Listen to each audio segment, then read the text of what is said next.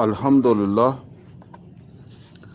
الحمدللہ وکفا والصلاۃ والسلام علی عبادہ الذین اصطفیٰ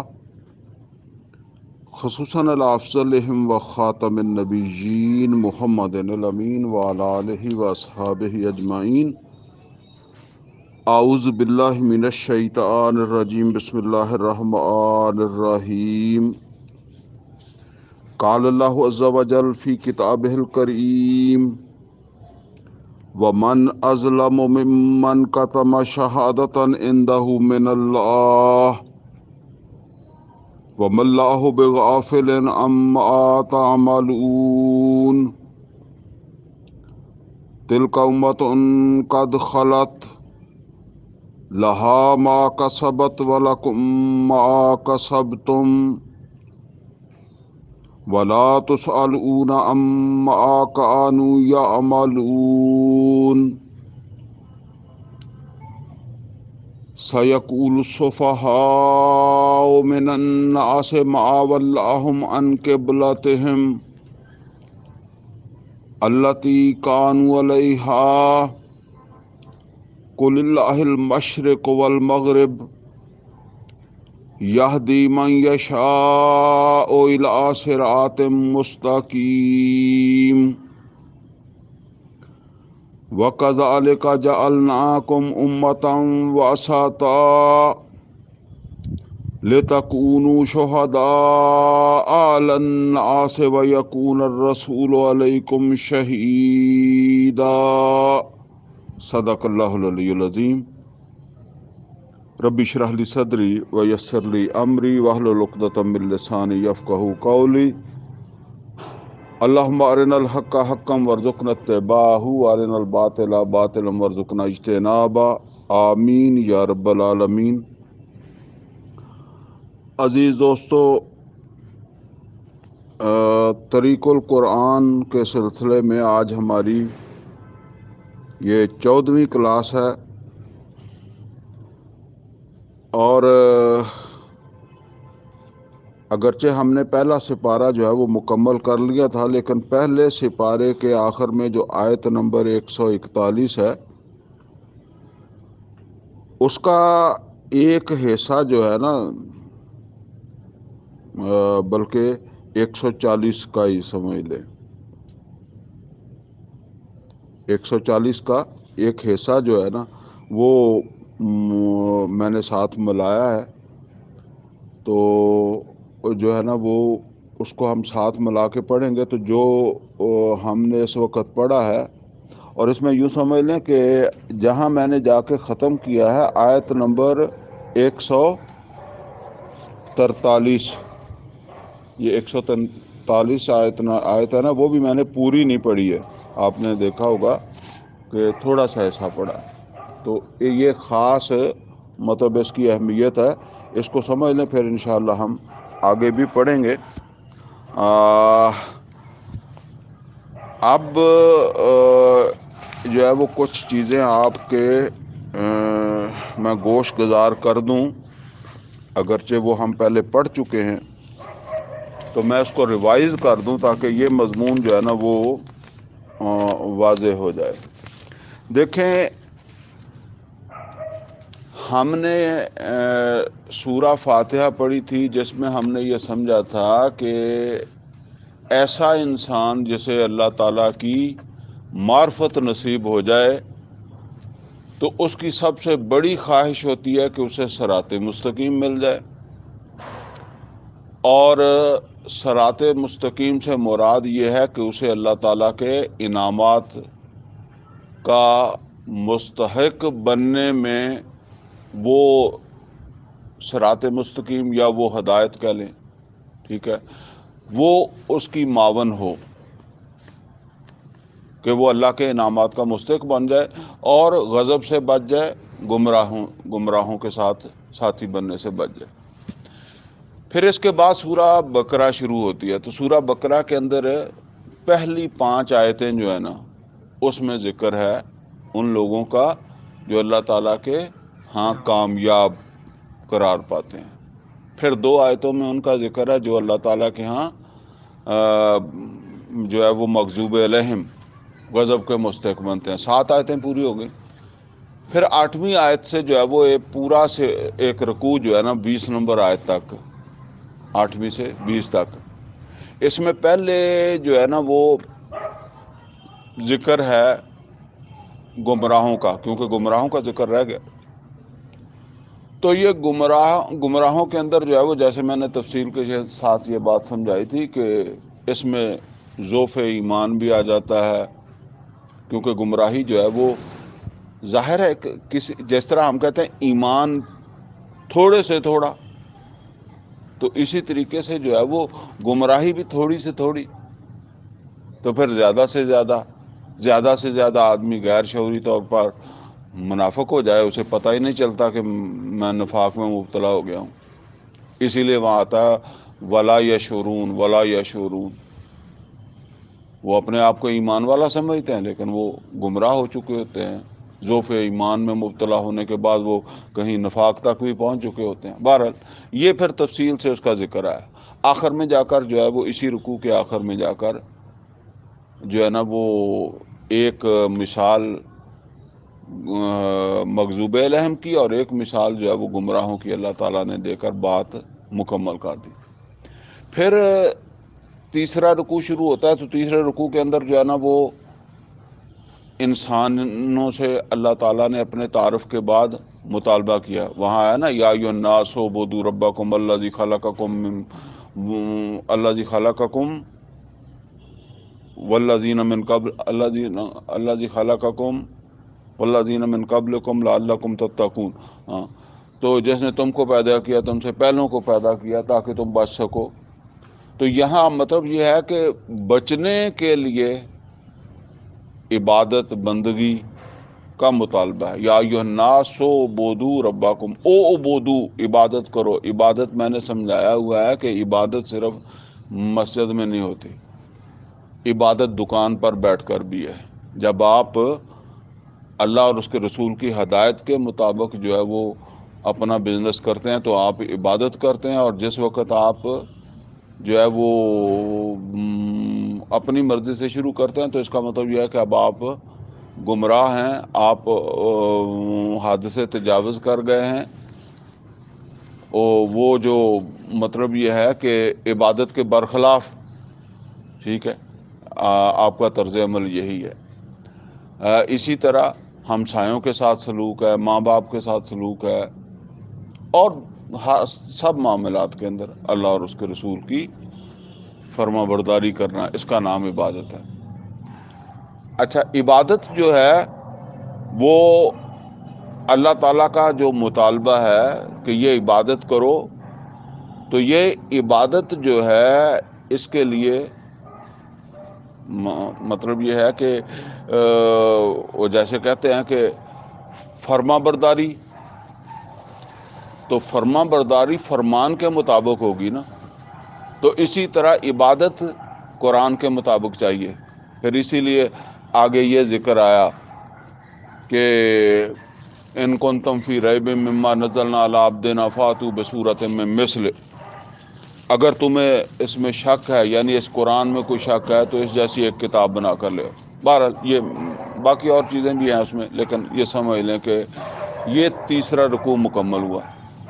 چوتھے رکوع کے اندر آ کر جو ہے وہ اللہ تعالیٰ نے یہ بات واضح کی کہ اگر انسان واقعی اللہ کا عبد بن جائے تو وہ حقیقت میں اس دنیا میں اللہ کا خلیفہ ہے. ٹھیک ہے، لہٰذا وہ چوتھے رکوع کا جو آغاز ہوتا ہے نا وہ اسی طرح ہوتا ہے وَإِذْ قَالَ رَبُّكَ لِلْمَلَائِكَةِ إِنِّي جَاعِلٌ فِي الْأَرْضِ خلیفہ.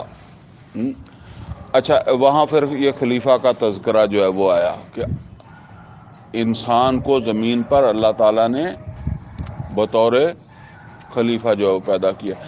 اور خلیفہ جو ہے اس کو اللہ تعالیٰ نے ایک علم دیا جسے کہا گیا علم الاسماء، وہ اس کی تخلیق میں دیا، جو جس کے استعمال کے بغیر اس دنیا میں انسان جو ہے وہ خلافت کے اہل نہیں بن سکتا یا خلافت کے تقاضے پورے نہیں کر سکتا. وہ علم الاسماء جو ہے اس کے بارے میں یہ بات بھی نوٹ کر لیں کہ وہ انسان کو دیا ہے.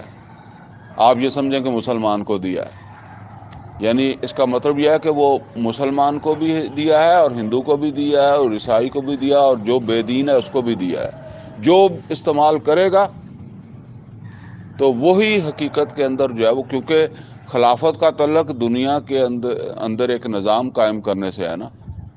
ایک تو نظام ہے نا اپنی ذات کے اوپر، لیکن ایک یہ ہے کہ پورے معاشرے کے اندر جو ہے وہ قائم کرنا ہے. تو لہٰذا جو ہے وہ اس علم کے بغیر پھر وہ اس منزل تک نہیں پہنچ سکتا. اچھا، اب اس علم کو درست رکھنے کے لیے اللہ تعالیٰ نے ایک اور علم کا تذکرہ کیا اسی رکوع کے آخر پہ جا کر. وہ ہے اللہ تعالیٰ کی طرف سے جو پیغمبروں کے ذریعے سے علم دیا گیا. فَإِمَّا يَأْتِيَنَّكُم مِّنِّي هُدًى فَمَن تَبِعَ هُدَايَ فَلَا خَوْفٌ عَلَيْهِمْ وَلَا هُمْ يَحْزَنُونَ. یہ ان کو جو ہے وہ دیا گیا. تو اب یہ ایک قسم کی تمہید سمجھ لیں چل رہی تھی کہ یہ ہے تمہاری حیثیت، تمہاری جو ہے نا وہ پوزیشن اس زمین میں، کہ تم اللہ کے بندے ہو، اللہ کی طرف سے اللہ کے نائب ہو، خلیفہ ہو. اچھا، اب یہ بات کہ یہ خلافت کا سلسلہ کہاں سے شروع ہوا؟ آدم علیہ السلام سے. اور جب نبی صلی اللہ علیہ وسلم آئے ہیں تو یہ زمین کے اوپر خلافت کی ذمہ داریاں کن کی تھی؟ جی نہیں، اب کی نہیں میں بات کر رہا. جب یہ مطلب یہ ہے کہ یہ آیتیں نازل ہو رہی ہیں، اور نوٹ رکھیں کہ ابھی تک مسلمانوں کو امت قرار نہیں دیا گیا، بنی اسرائیل کی. اور اسی لیے بنی اسرائیل میں دیکھیں پیغمبروں کو بھی خلیفہ کہا گیا. یا داؤد انا جعلنا کا خلیفۃ فی الارض فاحکم بین الناس بالحق. سلیمان علیہ السلام، یعنی ایک اصطلاح ہے، باقی ملک بھی کہہ دیتے ہیں، بادشاہ بھی کہہ دیتے ہیں، لیکن وہ سورہ صاد میں فرمایا یا داؤد انا جعلنا کا خلیفۃ فی الارض. اے داؤد، ہم نے تجھے زمین کے اوپر خلیفہ بنایا. تو خلیفہ کا کام کیا ہے؟ فاحکم بین الناس بالحق، لوگوں کے درمیان عدل قائم کر دو، معاملات چلاؤ لوگوں کے درمیان عدل کے ساتھ لوگوں میں حکمرانی کرو. یہ ہے کام. اچھا، اب بنی اسرائیلی جو تھے وہ جب یہ آیتیں نازل ہو رہی ہیں، مدینے کے اندر نازل ہو رہی ہیں، نبی صلی اللہ علیہ وسلم مکہ سے ہجرت کر کے مدینے آ گئے ہیں، تو مدینے میں بنی اسرائیلی موجود ہیں، یہود جنہیں کہتے ہیں. تو اب ظاہر بات ہے کہ ایک میان میں کہتے ہیں 2 تلواریں نہیں سما سکتی. ایک تھانے میں 2 تھانے دار ہو سکتے ہیں، ایک ملک میں 2 حکمران ہو سکتے ہیں، ایک وقت میں 2 امتیں ہو سکتی ہیں؟ نہیں ہو سکتی. اسی وجہ سے ویسے بھی امت تیار ہو رہی تھی، ابھی امت قرار نہیں دیا تھا، کیونکہ وہ امت موجود ہے اور مسلمان اسی کے قبلے کی طرف رخ کر کے نماز بھی پڑھتے ہیں. اچھا، اب اللہ تعالیٰ نے وہ بنی اسرائیل کی، اب ظاہر بات ہے کہ اگر کوئی امت اپنی ذمہ داری پوری کر رہی ہے تو اس کو تو ہٹانا زیادتی ہے.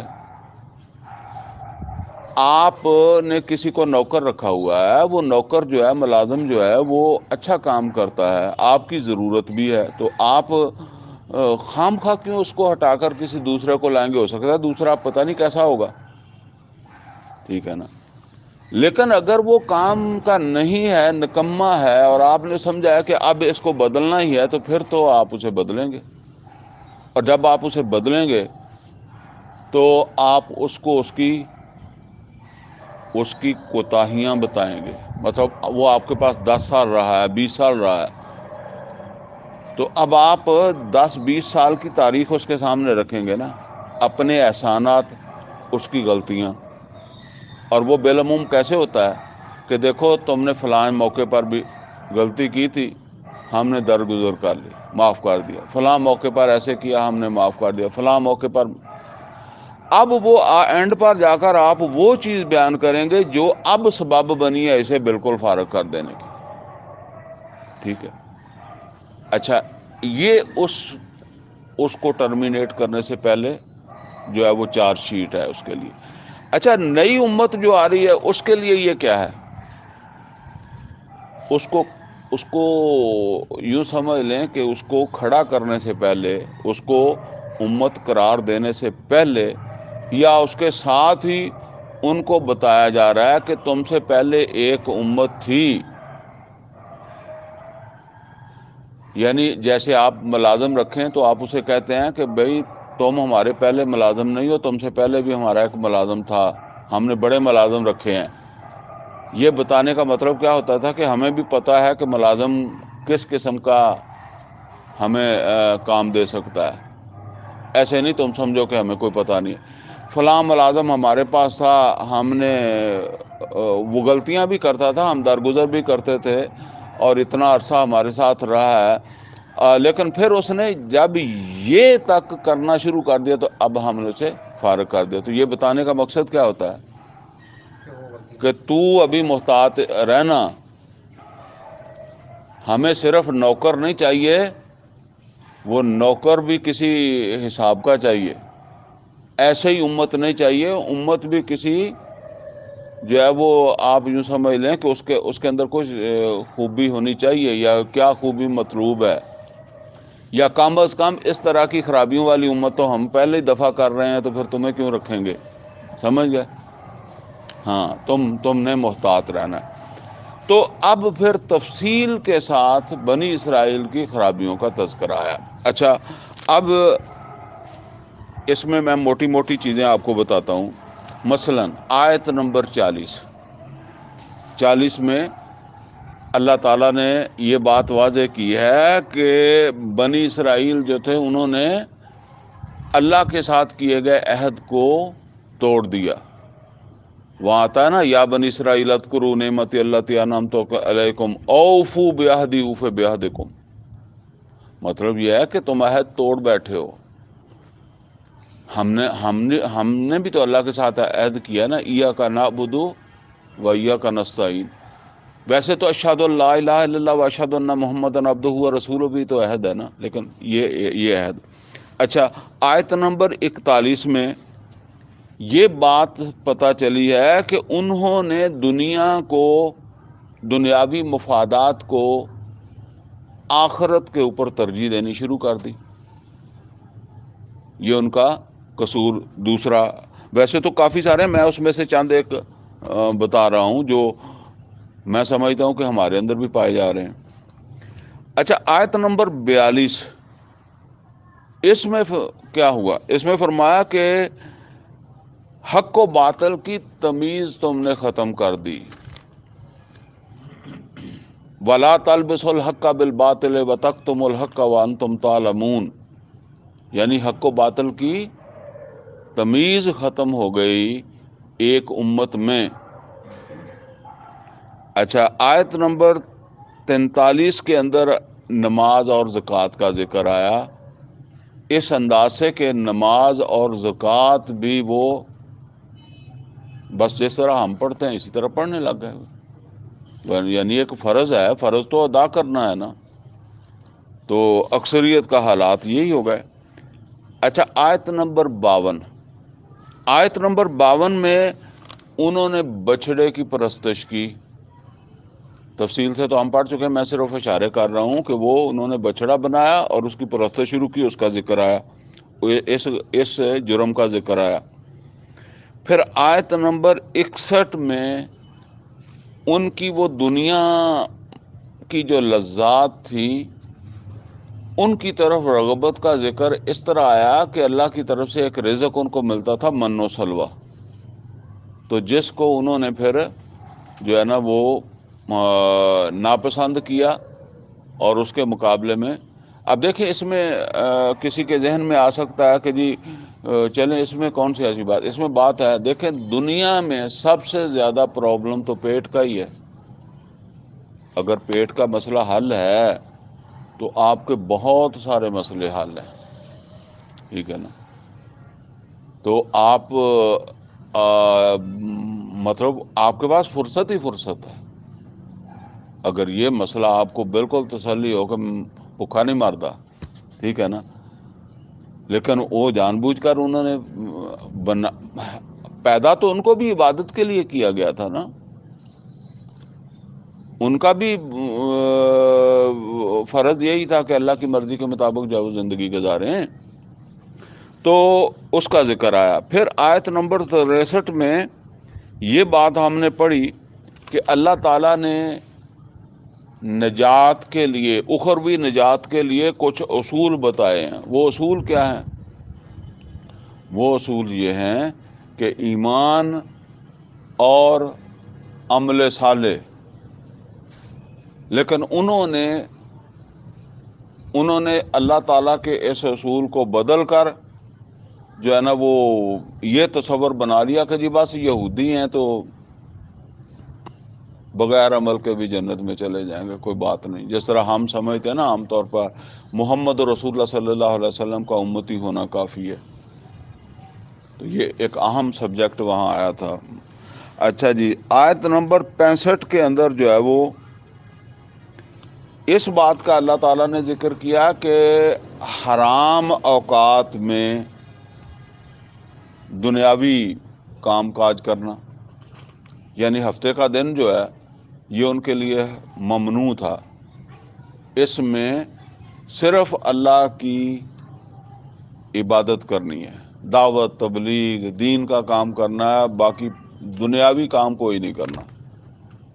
لیکن انہوں نے وہ مچھلیاں پکڑنی شروع کر دی نا یوم السبت والے دن، اس کا ذکر آیا. آیت نمبر 78 میں بڑی اہم بات آئی جو ہمارے لیے بھی بڑی قابل غور ہے. وہ کیا ہے کہ ان کے اندر زوال اس حد تک آ گیا کہ عام لوگ جو تھے وہ تورات کے اوپر اسی طرح ایمان رکھتے تھے جس طرح ہم قرآن پر رکھتے ہیں. ہم قرآن پر رکھتے ہیں لیکن ہمیں قرآن کی سمجھ نہیں ہے. جو میں اکثر کہا کرتا ہوں کہ 100 میں سے اگر ایک آدمی بھی آپ کو مل جائے مسلمانوں میں کہ جس کو قرآن کی سمجھ ہے تو پھر بھی بہت ہے. نہیں ہے. مولوی بھی 100 آپ اکٹھا کر لیں گے نا تو اس کو بھی قرآن سے میری مراد یہ نہیں ہے کہ اس کو کسی آیت کا ترجمہ آتا ہے یا وہ تمہیں نماز پڑھا سکتا ہے یا نہیں. یہ سورہ فاتحہ سے لے کر سورہ ناس تک اس کو قرآن کی سمجھ ہو، وہ سمجھا سکتا ہو. ٹھیک ہے نا. خود ہوگی سمجھ تو سمجھا سکے گا نا، ورنہ کیا سمجھائے گا. ٹھیک ہے نا. ایک سادہ، باقی تو علم تو پھر بہت زیادہ چیز ہے نا، ایک سادہ گفتگو تو ہو سکتی ہے نا ایک بات سمجھ میں. تو ان کے اندر کیا تھا؟ فرمایا وَمِنْهُمْ أُمِّيُّونَ لَا يَعْلَمُونَ الْكِتَابَ. ان میں ہیں ایسے امی کہ ان کو اپنی کتاب کا علم ہی نہیں ہے. یعنی جس چیز پر ایمان رکھتے ہیں اسی کی سمجھ نہیں ہے. تو اس بات کو ماننا کہ جی مجھے پتا ہے کہ نماز فرض ہے اور نماز پڑھنی مجھے آتی نہیں ہے، ٹھیک ہے، تو یہ تو کافی نہیں ہے. اسی طرح سمجھ لیں بالکل یہ جیسے جو حشر ہمارا ہو گیا ہے نا، قرآن کے ساتھ ہمارا تعلق ہو گیا ہے. اور یہ جس طرح میں عرض کیا کرتا ہوں کہ یہ کسی فرقے کی بات نہیں ہے. بریلوی ہو، دیوبندی ہو، اہل حدیث ہو، شیعہ ہو، کسی سب کی ریشو صرف ایک آدھ 19-20 جسے ہم کہتے ہیں، اتنا فرق تو ہو سکتا ہے، اس سے زیادہ نہیں ہو سکتا. بے شک آپ سارے شہر کے جو ہے وہ اگر آپ اہل حدیث مولوی اکٹھے کر لیں گے ان میں بھی وہی ریشو نکلے گی جو آپ سارے جو ہے نا وہ بریلوی اکٹھے کر لیں یا دیوبندی اکٹھے کر لیں یا شیعہ اکٹھے کر لیں، جتنا کوئی. باقی جو جس کو وہ علم کہتے ہیں وہ اپنے اپنے فرقے کا ہے، اپنے اپنے مسلک کا علم ہے. اور اس کی وجہ میں نے آپ کو بتائی ہے کہ میں وہ کہا کرتا ہوں کہ فیکٹری کبھی وہ مال تیار نہیں کرتی جو مارکیٹ میں بکتا نہ ہو. تو مارکیٹ ہے مسجد، مولوی کی مارکیٹ کیا ہے؟ مسجد ہے. تو مسجد آپ بریلوی ہے، دیوبندی ہے، اہل حدیث ہے، شیعہ ہے، اس کے علاوہ کوئی مسجد ہے ہی نہیں. لہذا مولوی جو بن کر آئے گا وہ بریلوی، دیوبندی، اہل حدیث بن کر آئے گا. البتہ مولوی کچھ چلاک ہو گئے ہیں کہ وہ دیکھ لیتے ہیں کہ جی اچھا یہ اہل حدیثاں دی مسجد ہے تے اتنے رفاج دین کان لگ پینے ہیں، تے بریلویاں دی آ گئی تے ایتھے جڑا نا وہ صلات پڑھن لگ پینے ہیں. تھوڑا دور جا کے اداں کر لیندے ہیں. یعنی میں خود مطلب پکا مطلب یہ کہ اہل حدیث دیوبندیاں دی مسیح تے جا کے بھائی جان چھڈ گیا سکا مولوی ہیں. تو لیکن وہ ایتھے ہوندا سی فورٹا پاس جا کے چھڈ گیا سکا. ہور بھی اس طرح دے واقعات ہو جاندے. انہاں بس روٹی ہے نا، انہوں نے تو کما، اور انہوں نے یہ پتہ بھی ہے بھی یہ مسئلہ نہیں، لیکن انہوں نے یہ پتا کہ لوکاں نوں یہ مسئلہ ہیگا. ٹھیک ہے نا، لوکاں واسطے ضروری ہے، او دے واسطے وہ کرتے ہیں پھر. ٹھیک ہے. تو یعنی اس پہ میں نے اس لیے وقت لگایا کہ یہ پرابلم ہے، ہم قرآن کو نہیں سمجھتے. ٹھیک ہے نا. ہمارے علماء حضرات بھی زیادہ تر جو سمجھتے ہیں وہ مسلک کی آیتیں جو ان کے مسلک کو سپورٹ کرتی ہیں اس کو. وہ تو میں وہ کہا کرتا ہوں کہ جنازہ پڑا ہوا ہو تو پھر وہاں بھی اس مولوی نو اپنا مسلک جڑا نا وہ دی پریشانی فکر لگی ہوندی ہے. ٹھیک ہے نا. جنازہ بریلوی دا ہوئے گا تو پڑھا دیو، اگر وہ اہل حدیث کو لین تو اہل حدیث اتنے ساری اہل حدیثیت سنا رہا ہوں. اگر اہل حدیث دا جنازہ ہوئے گا تو کسی دیوبندی نو لین گے تو اس ویلے ساریاں اتنے جڑا نا دیوبندی مسلک سنائے گا. وہ کبھی نہیں اس بات پر جائے گا کہ یہ اتنے کھڑے لوگوں نے ان میں سے کتنے فیصد قرآن سمجھتا. وہ خود بھی نہیں سمجھتا، خود بھی وہی گلاں سمجھتا جڑیاں سنا رہا. نہ اس مرے دا پتا ہے. اس ویلے پاویں کہن کہ یہ جی کلمہ لکھ دو تو یہ فلانی چادر پا دیو. ٹھیک ہے. زندگی میں اس نے بے شک 70 سال بعد مرا ہے تو 70 آیتیں نہ سمجھی. بہرحال یہ چونکہ پھر وہ خاص مضمون تھا، سارے خاص ہی ہیں لیکن وہ ہمارے اعتبار سے تو میں اس لیے اس کا ذکر کر رہا ہوں. اچھا جی، عام لوگوں میں تورات کا علم اٹھ گیا تھا. 79 نمبر آیت میں یہ بات آئی کہ اور اس کا تعلق وہ 78 ہے، یہ 79 ہے، ان دونوں کا تعلق آپس میں کیا ہے کہ جب عام لوگوں کے اندر علم اٹھ گیا تو علماء نے اپنی مرضی سے جو ہے نا وہ کتاب کے اندر تحریف شروع کر دی، مسئلے اوپر نیچے کر کے لوگوں کو جو ہے وہ بتانا شروع کر دیا. ٹھیک ہے نا. ہاں یہ تو وہ یہ تحریف وغیرہ شروع کر دی. آیت نمبر 83 میں حقوق العباد اور حقوق اللہ اس کی عدم ادائیگی کا تذکرہ وہاں آیا ہے. اچھا، آیت نمبر 84 میں یہ بات آئی ہے کہ اللہ تعالیٰ نے منع کیا تھا کہ باہم خون ریزی نہیں کرو گے، تو انہوں نے اللہ کی نافرمانی کی اور باہم خون ریزی ایک دوسرے کو قتل و غارت کرتے تھے.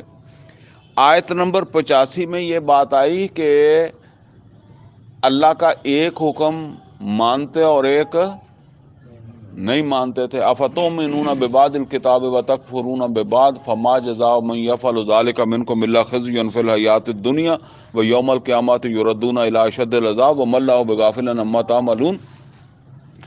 یعنی یہ نوٹ کریں، اللہ کا حکم کیا ہے کہ پورے کے پورے فرما بردار بنو، ہر فرمان کو مانو. فرما برداری کس کا نام ہے کہ کوئی فرمان مانا تو کوئی نہیں مانا. فرمان جو حکم ہے، جہاں مشورہ ہے نا تو وہاں آپ کے پاس ہے، ٹھیک ہے، آپشن. فرمان فرض ہو جاتا ہے، اللہ کا حکم ہو یا اللہ کے رسول کا حکم ہو. یہ سمجھ لیں بعض اوقات فرمان نہیں ہوتا لیکن سمجھنے والا محسوس کرتا ہے کہ یہ فرمان ہے، ٹھیک ہے نا. تو یہ اگر کہیں اس طرح کا علمی اختلاف ہو تو اس کو آپ نے ایسے نہیں سمجھنا، ٹھیک ہے نا. جس طرح وہ میں سنایا کرتا ہوں نا آپ کو واقعہ کہ نبی صلی اللہ علیہ وسلم نے بنو قریظہ کا معاذرہ کرنا تھا، تو نبی صلی اللہ علیہ وسلم نے کہا کہ وہاں جا کر نماز اثر پڑھ لینا، کیونکہ آپ ساتھ نہیں تھے. تو نماز اثر ہو گئی رستے میں، تو اختلاف کیا ہوا؟ کچھ نے کہا کہ نماز ادھر پڑھتے ہیں، ٹائم ہو گیا ہے. تو کچھ نے کیا کہا نبی صلی اللہ علیہ وسلم نے کہا وہاں جا کر پڑھنا. اور وہاں جاتے جاتے یہ مغرب ہو گئی، تو پھر عصر مغرب کے ساتھ پڑھی جنہوں نے نہیں پڑھی. اب دیکھیں، ایک کہتے ہیں کہ یہ اللہ کے رسول کا حکم ہے، اور دوسرے کیا کہتے ہیں کہ یہ اللہ کے رسول کی ایک ترغیب تھی. جیسے ہم کہتے ہیں کہ یار جلدی چلیں تاکہ فجر تک لاہور پہنچ جائیں، لیکن آپ کی گاڑی تو جا کر ساہیوال خراب ہو گئی، پھر تو آپ فجر پھر لاہور ہی جا کے پڑھیں گے یا ساہیوال ہی پڑھ لیں گے. تو بس یہ اب یہ سمجھنے میں فرق ہوا نا. تو لہٰذا اس طرح کی کوئی بات ہو تو اس میں یہ نہیں سمجھنا کہ بھئی یہاں تو یہ تو فرمان ہے اور اس نے فرمان، کیونکہ نبی صلی اللہ علیہ وسلم نے بھی ان میں سے کسی کو غلط نہیں کہا تھا. دونوں کی بات سن لی اور کسی کو نہیں کہا کہ یہ صحیح ہے تم غلط ہو، یا تم صحیح ہو یہ غلط ہے. نہیں، ٹھیک ہے. اب جنہوں نے رستے میں پڑھی تھی ان کی بھی ہو گئی، اور جنہوں نے وہاں جا کر پڑھی تھی، ٹھیک ہے نا. تو اس طرح کی بات، ایک حکم کو ماننا اور ایک کو نہ ماننا، یا کسی کو ماننا کسی کو نہ ماننا، اور یہ ہم تو عام ہی روٹین میں ایسا کرتے ہیں نا. اچھا، آیت نمبر 102 میں کیا تھا؟ جادو سیکھنا سکھانا شروع کر دیا انہوں نے. اور آیت نمبر 104 میں یہ تھا کہ توہین رسالت، وہ رائنا ہم نے پڑھا تھا، ٹھیک ہے. یہ توہین رسالت یعنی نبی صلی اللہ علیہ وسلم کی اس طرح توہین کے مرتکب ہوتے تھے. اور آیت نمبر 130 میں ہم نے یہ پڑھا کہ ابراہیم علیہ السلام نے ایک دعا مانگی تھی کہ اے اللہ ان کے اندر ایک امت اٹھا دینا، اور پھر ان میں امت کے لیے ایک رسول اٹھا دینا، اور رسول کو تو اپنی آیات دینا جو ان کے سامنے تیری آیات پڑھے، اور ان کو کتاب کی تعلیم دے، حکمت کی تعلیم دے، اور ان کا تزکیہ کرے. اب یہ کام ہو رہا تھا محمد رسول اللہ صلی اللہ علیہ وسلم کے ذریعے. تو اس کی مخالفت کون کر رہے تھے؟ بنی اسرائیلی، یہودی کر رہے تھے نا. تو یعنی ایک طرف یہ ہے، یہ مضمون پچھلی دفعہ ہم نے پڑھا ہے، ایک طرف وہ ابراہیم علیہ السلام جو ہے اس کے ساتھ اپنی نسبت بھی جوڑتے تھے، اور دوسری طرف یہ ہے کہ جو کام ابراہیم علیہ السلام کی خواہش کے مطابق ہو رہا تھا اس کی مخالفت کر رہے تھے. بالکل ایسے ہی سمجھ لیں کہ ایک طرف آدمی اپنی نسبت کرے محمد رسول اللہ صلی اللہ علیہ وسلم سے، دوسری طرف محمد رسول اللہ صلی اللہ علیہ وسلم کی خواہش یا پسند کے مطابق ایک کام ہو رہا ہے تو اس کام کی مخالفت کرے. اسی لیے وہاں پھر فرمایا تھا نا وَمَن يَرْغَبُ عَن مِّلَّةِ إِبْرَاهِيمَ وَمَن يَرْغَبُ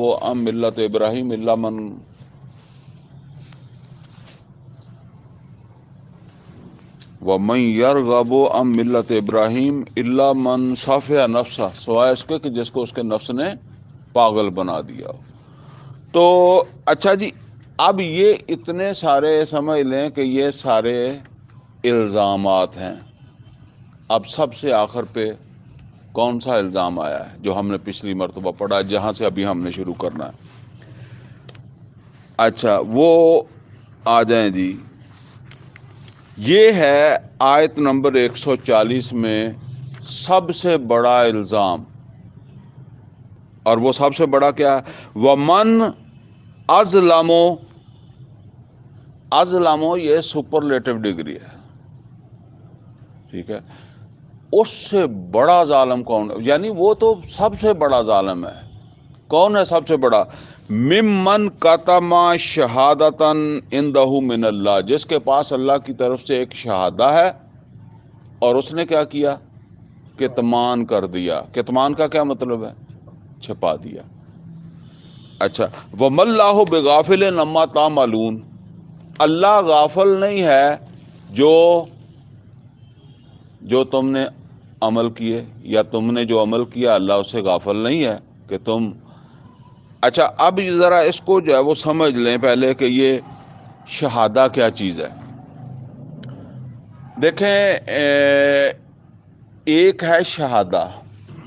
تو شہادہ کہتے ہیں، پچھلی دفعہ میں نے بتایا تھا، سند، سرٹیفکیٹ، ثبوت کو بھی کہتے ہیں اور گواہی کو بھی کہتے ہیں. ٹھیک ہے، سند، سرٹیفکیٹ، ثبوت، گواہی. اچھا، سند جو ہے نا وہ میں نے آپ کو بتایا تھا کہ بالفرض آپ گورنمنٹ کہتی ہے، واپڈا والے کہتے ہیں کہ جی ہم نوکری دیں گے، ٹیسٹ لیں گے اور کم از کم میٹرک پاس آنا چاہیے. اب آپ وہاں جاتے ہیں تو آپ کے میٹرک پاس ہونے کی گواہی کون دیتا ہے؟ وہ سند، وہ سرٹیفکیٹ دیتی ہے نا گواہی کہ بھئی یہ میٹرک پاس ہے. ٹھیک ہے نا، یہ سمجھے، یہ ہے شہادہ، اس کو کہتے ہیں. اچھا، اب میرے مسلمان ہونے کی گواہی کون سی چیز دے گی؟ یہ قرآن دے گا. یہ کیا ہوا پھر؟ شہادہ، سند ہوئی نا. وہ کئی دفعہ مولوی جو ہے وہ جب بحث مباحثہ کرتے ہیں تو کہتے ہیں جی یہ تو بغیر سند کے بات کر رہا ہے. یہ ہے سند، یہ ہے گواہی، یہ ہے شہادہ. ٹھیک ہے، ان کے لیے کون سا تھا شہادہ؟ تورات تھی. ہر امت کے لیے جو بھی اس کے پاس ہدایت آئی وہ شہادہ ہے. اچھا، یہ شہادہ کس لیے آیا ہے؟ شہادہ اس لیے آیا کہ سب سے پہلے تو یہ ہے کہ میں اس کے مطابق زندگی گزاروں. ٹھیک ہے نا، یہ گواہی دے کہ یہ مسلمان ہے. گواہی کیسے دے؟ اس کے مطابق میری زندگی ہو. ٹھیک ہے. اچھا، دوسری ذمہ داری کیا ہے؟ میں اسے دوسروں تک پہنچاؤں. یہ دو تو بیسک ذمہ داریاں ہیں نا، خود اس کے مطابق اور دوسروں کو پہنچانا. اچھا، اب ان کے ساتھ کیا ہوا؟ پیچھے ہم پڑھ چکے ہیں کہ انہوں نے اپنی کتاب میں تحریف شروع کر دی. وہ جو عام لوگ کو کتاب کا علم نہیں تھا، لہٰذا انہوں نے تحریف شروع کر دی، اپنی باتیں اس میں ڈالنا شروع کر دی. تو پھر شہادہ تو غیر معتبر ہو گیا نا، اصلی نہیں رہا نا. کیوں اللہ تعالیٰ زور دیتا ہے اس کے اوپر کہ یہ قرآن جو ہے اس کی انا نحن نزلنا الذکر و انا لہ لحافظون، ہم اس کی حفاظت کرنے والے ہیں. کیوں اتنا زور اس کے اوپر آتا ہے؟ اس لیے کہ یہ آخری شہادہ ہے اور اس میں بھی ملاوٹ ہو جائے، چلو قصوروار تو ہوں گے ملاوٹ کرنے والے، لیکن اگر بعد میں کوئی پیدا ہوتا ہے اس کا تو کوئی قصور نہیں ہے. لیکن مسئلہ یہ ہے کہ اس کے پاس معتبر شہادہ ہی نہیں ہے، اوریجنل شہادہ ہی نہیں ہے، تو وہ کیسے مطمئن ہو سکتا ہے؟ ٹھیک ہے نا، جب آپ کے پاس وہ اصلی شہادہ ہی نہیں ہے تو ظاہر بات ہے کہ پھر وہ تو آپ کی زندگی تو مشکوک ہے نا. پھر ایک مشکوک رستے پر آپ چل رہے ہیں تو مشکوک رستے کی دعوت بھی دے رہے ہیں. ٹھیک ہے. اچھا، اب سمجھیں جی، یہ شہادہ اور جس کے پاس یہ شہادہ ہو اسے کیا کہتے ہیں؟ ہاں جی ہنس بھائی، کیا کہتے ہیں؟ اسے کہتے ہیں شاہد. شاہد نبی صلی اللہ علیہ وسلم کو کہا گیا نا سورہ احزاب میں، یا ایھا النبی انا ارسلناک شاہدا و مبشرا و نذیرا۔ کیوں کہا گیا شاہد؟ کہ آپ کو شہادہ دیا گیا، یہ ہے شہادہ، یہی شہادہ موسیٰ، یہ تو مراد یہ ہے کہ اللہ کی طرف سے وہ تورات یہ موسیٰ علیہ السلام کو بھی دیا، پھر ان کی قوم کے پاس آ گیا۔ اچھا اب یہ سمجھ لیں کہ اس کو آپ جس طرح ہم دنیا میں عام طور پر کہتے ہیں نا، شاہد کا لفظ عام دنیا میں ہم استعمال کرتے ہیں، کہاں کرتے ہیں؟ آپ عدالت میں جاتے ہیں نا تو آپ کیا کہتے ہیں کہ جی یہ میرا شاہد ہے، اینی ہوئے یا جیڑا بھی ہوئے، مطلب آپ لے کر جاتے ہیں کہ جی ان کی طرف سے یہ میرا ایک شاہد ہے، یہ میرا دوسرا شاہد ہے۔ اب اس نے وہاں جا کر وہ کوئی چیز بھی ہو سکتی ہے، آپ کے پاس کوئی چیز بھی ہو سکتی ہے جو بطور ثبوت آپ پیش کریں، یا کوئی آپ اپنی آنکھوں دیکھا کانوں سنا وہ کوئی اس طرح کی بات کریں، ٹھیک ہے نا، وہ شہادت آپ نے دینی ہے۔ یہ عمل کیا ہے؟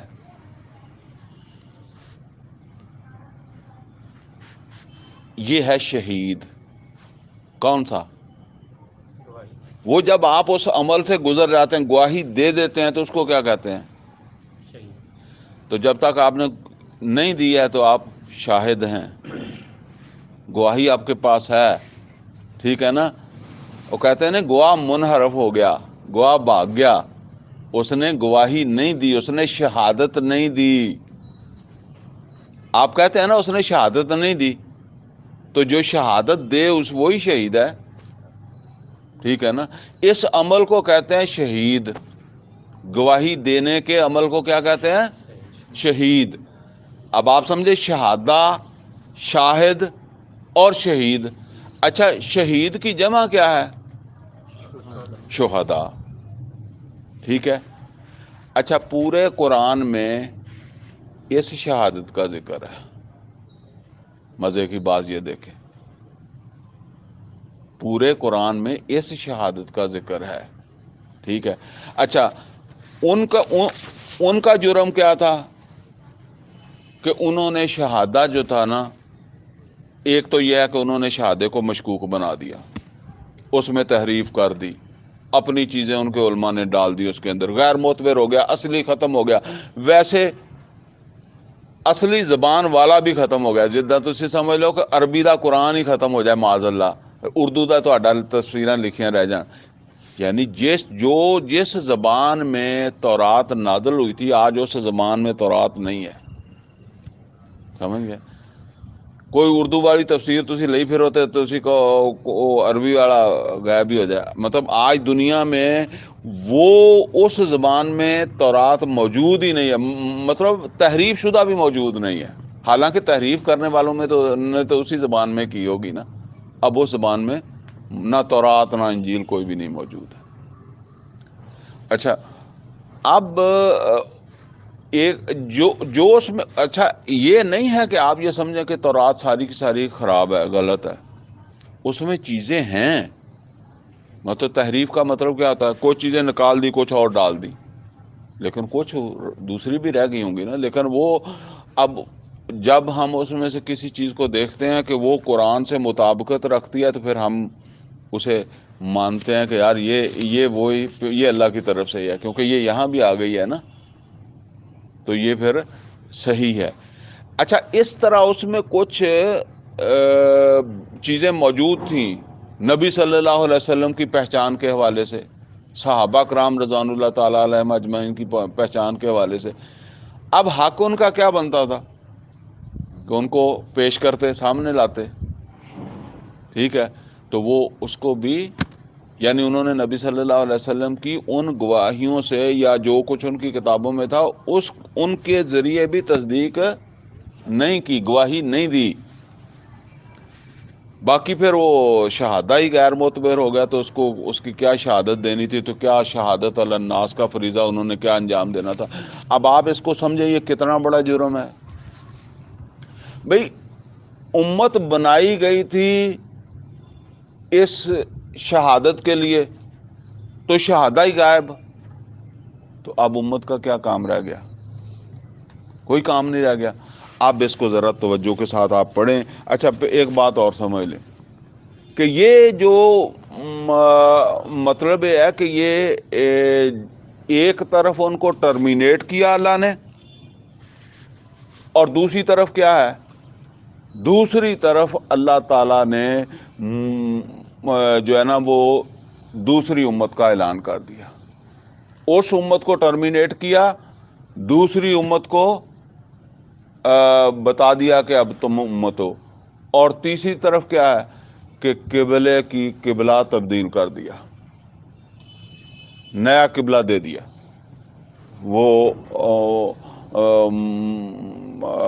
وہ مسجد اقصی کی جگہ مسجد حرام کی طرف رخ کروا دیا۔ آپ ذرا اس کو آپ نے الفاظ کے اوپر دھیان کرنا ہے، بڑی اہم چیز جو ہے نا وہ موضوع ہے یہ۔ اب اس کو پڑھیں اور میں ساتھ ساتھ آپ کو بتاتا جاؤں گا۔ فرمایا وَمَنْ أَظْلَمُ مِمَّنْ كَتَمَ شَهَادَةً عِنْدَهُ مِنَ اللَّهِ، اس سے بڑھ کر ظالم کون ہے جس کے پاس اللہ کی طرف سے شہادہ ہو، اور وہ کیا کرے؟ وہ اسے پیش کرنے کی بجائے کیا کرے؟ کتمان کہتے ہیں چھپانے کو، وہ اسے چھپائے۔ ہمیں چلے ہمارا شہادہ مشکوک نہیں ہے، لیکن ہمیں دنیا کے سامنے پیش کرنا ہے، تو پیش تو ہم بھی نہیں کرتے۔ یہ علیحدہ پھر بات ہے کہ کیسے پیش کرنا ہے۔ محمد اور رسول اللہ صلی اللہ علیہ وسلم نے جیسے پیش کیا ویسے کرنا ہے۔ ہم تو ویسے سادہ مولوی تبلیغ بھی نہیں کرتا، سادہ ترجمہ بھی نہیں سناتا۔ محمد اور رسول اللہ صلی اللہ علیہ وسلم نے تو پریکٹیکلی، یعنی صرف الفاظ نہیں، پریکٹیکلی پورے قرآن کا پریکٹیکل پیش کیا ہے نا۔ اچھا فرمایا وَمَنْ أَظْلَمُ مِمَّنْ كَتَمَ شَهَادَةً عِنْدَهُ مِنَ اللَّهِ وَمَا اللَّهُ بِغَافِلٍ عَمَّا تَعْمَلُونَ۔ دیکھیں ذرا اس میں زور، اللہ غافل نہیں ہے جو کچھ تم نے کیا یا جو تم کرتے ہو۔ اب آگے تِلْکَ أُمَّةٌ قَدْ خَلَتْ، تِلْکَ أُمَّةٌ قَدْ خَلَتْ، خلط کا مطلب کیا؟ مر گئی، گئی، دفع ہو گئی، گزر گئی، جیسے ہم کہتے ہیں تِلْکَ أُمَّةٌ، یعنی یہ اتنی باتیں جو سنائی ہیں یہ کس کی تھی؟ ایک امت کی، ایک وہ تھی کہ بنی اسرائیل۔ یہ تل کا اشارہ ہے نا، یعنی یہ ساری باتیں ایک امت کی تھی، اللہ کی بنائی ہوئی امت کی تھی۔ تل کا امت قد خلت، اور وہ ختم ہو گئی۔ لہا ما کسبت، اس کے لیے، اس امت کے لیے جو خلوت میں چلی گئی، گزر گئی، اس کے لیے وہی ہے جو اس نے کیا، یعنی جو کیا ہے وہی وہ پائے گی، وہی اسے ملے گا۔ اور وَلَكُمْ، یہ وَلَكُمْ کس کو کہا جا رہا ہے؟ تمہارے لیے، مسلمانوں تمہارے لیے، ٹھیک ہے۔ وَلَكُمْ مَا كَسَبْتُمْ، اور تمہارے لیے ہوگا جو تم کرو گے۔ یعنی وہ ایسے بھی ہوتا ہے نا کہ بعض اوقات آدمی دوسرے سے حوصلہ پکڑ لیتا ہے کہ چلو جی، وہ میں نے پچھلی دفعہ آپ کو مثال دی تھی کہ نا یہ ہوم ورک نہیں کر کے آیا تو چلو میں نے بھی نہیں کیا، نہیں، وہ اپنا بھگتیں گے اور تم بھگتو گے اپنا۔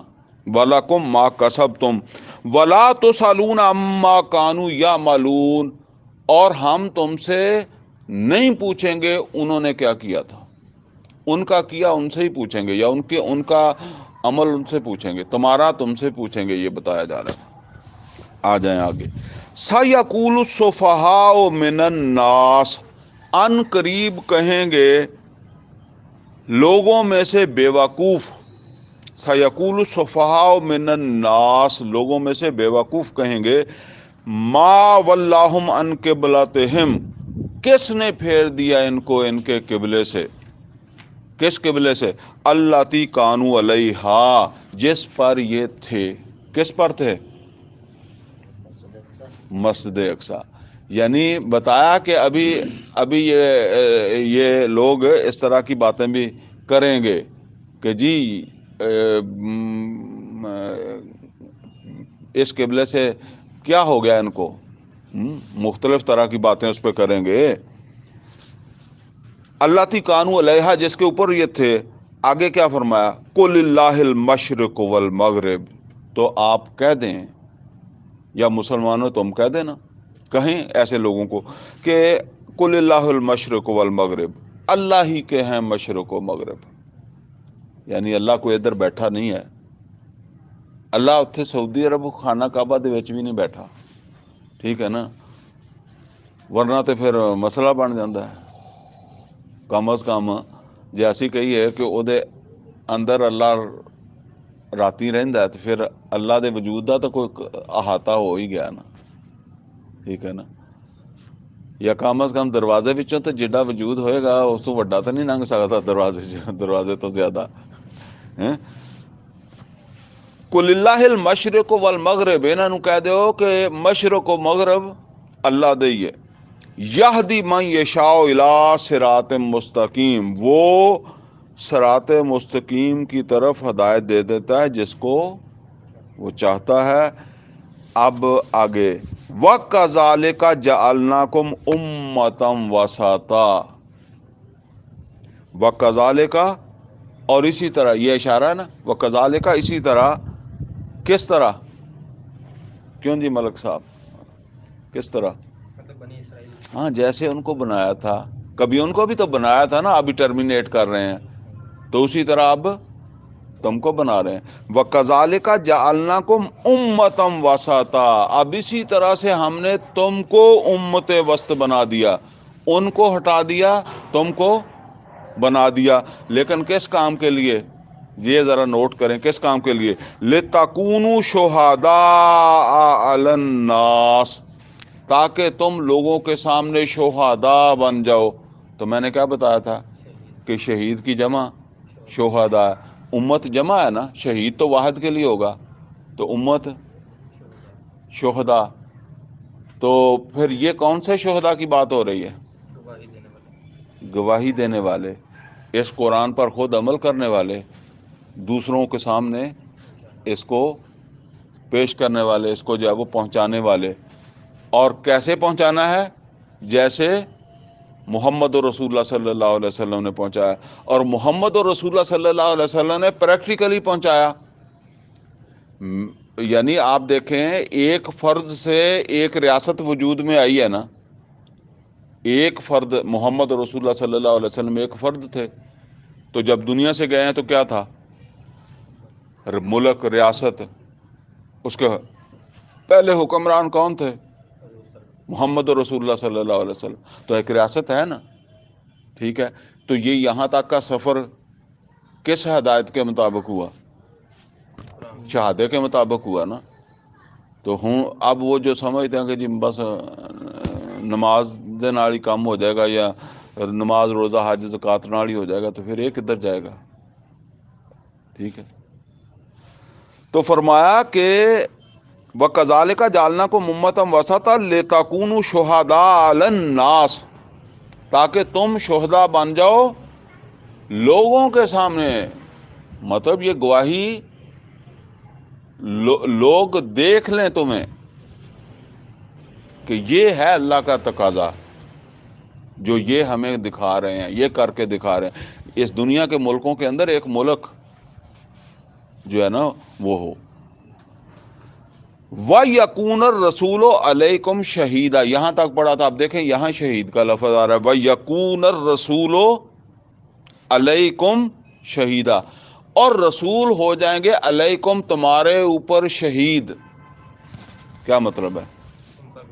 تم پر گواہ. تم لوگوں پر ہوگے اور رسول کس پر ہوں گے؟ تم پر. یعنی جو اس وقت جو بھی مسلمان تھے ان کو یہ بتایا گیا کہ رسول نے تمہارے سامنے یہ گواہی دینی ہے. پہلے تو یہ گواہی کس نے دینی ہے؟ رسول نے دینی ہے، ٹھیک ہے نا. وہ گواہی دے کر جائیں گے، مکمل کر کے جائیں گے، اور پھر تم نے باقی دنیا کے سامنے جو ہے وہ اس گواہی کو جو ہے وہ پیش کرنا ہے. تو جیسے محمد رسول اللہ صلی اللہ علیہ وسلم نے تمہارے سامنے یہ گواہی دینی ہے، ایسے ہی تم نے آگے دینی ہے. تو میں نے وہ بتایا نا کہ محمد رسول اللہ صلی اللہ علیہ وسلم نے کیا صرف قرآن کے الفاظ پہنچائے یا اس کے ساتھ ایک پریکٹیکل بھی تھا، ایک مکمل ریاست تھی. تو یہ اس یعنی مطلب اس سٹیج تک دین کو لے جانے کے لیے جد و جہد فرض ہے، ہر مسلمان کے اوپر فرض ہے. صرف نمازیں فرض نہیں، یہ جد و جہد فرض ہے. اچھا آپ پہنچے ہیں یا نہیں پہنچے، یہ اس کی بحث نہیں ہے، سمجھ گیا نا. تو نبی صلی اللہ علیہ وسلم بھی ایک دن میں نہیں پہنچے تھے. اور دوسری بات یہ سمجھ لیں کہ محمد رسول اللہ صلی اللہ علیہ وسلم کے لیے تو یہ لازمی تھا. لازمی کیا تھا؟ اللہ کی طرف سے آپ کو چھٹی تب ملنی تھی جب آپ اس کو اینڈ تک پہنچاتے. اگر اینڈ تک نہیں پہنچتا تو اللہ نے جانے نہیں دینا تھا محمد رسول اللہ صلی اللہ علیہ وسلم کو. کیوں؟